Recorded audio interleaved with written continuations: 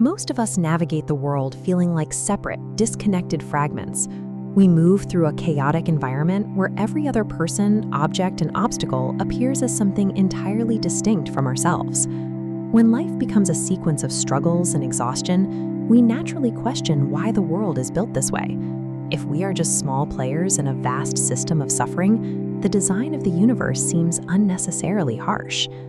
Ancient Sanskrit uses the word Akhila to describe the universe. It literally means that which cannot be latched or contained.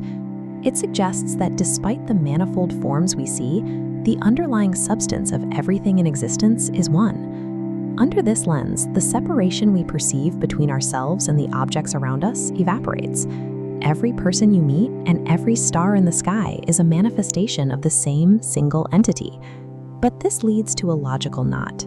If there is only one supreme being, why would it choose to fracture itself into billions of pieces just to experience the friction of struggle? Mathematical logic and the small nerve fibers of the human brain can only go so far in answering this.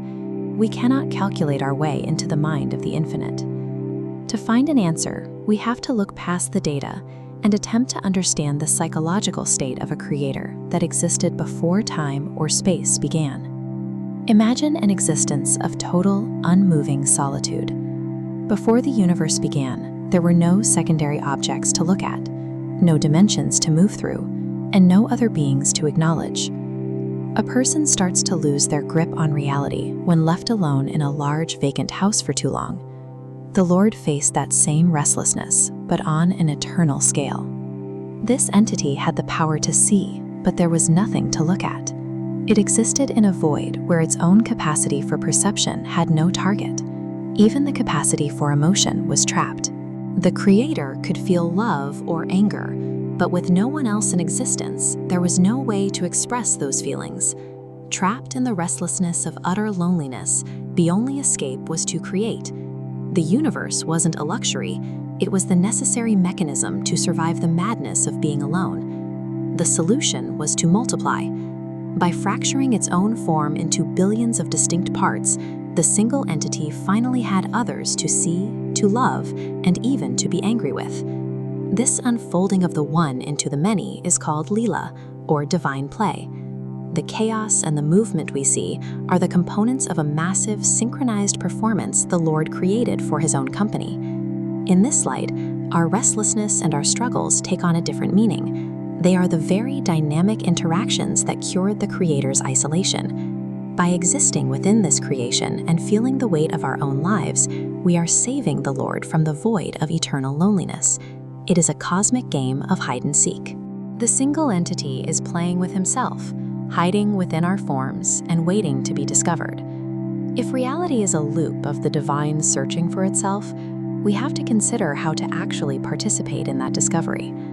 Looking for the Creator in the outside world is like trying to find the exit of a labyrinth where the walls and the sky are made of the same substance. Since he surrounds and pervades everything, there is nowhere outside of him to go. Instead, the search turns toward the small feeling of I that exists within your own mind. That is where the King of Kings is hiding. This process of internal searching is known as sadhana. It is the practice of looking past the many to find the one at the center of your own consciousness. As you move deeper into this search, the typical bonds of fear and anxiety begin to dissolve. You are no longer intimidated by a world that you recognize as your own self. When you finally find the source within, you realize it isn't an external meeting between two different people. Knowing the single entity is the same thing as becoming it. By transcending the many forms of the physical world, you establish yourself as the underlying reality itself. Reclaiming this unity is your birthright.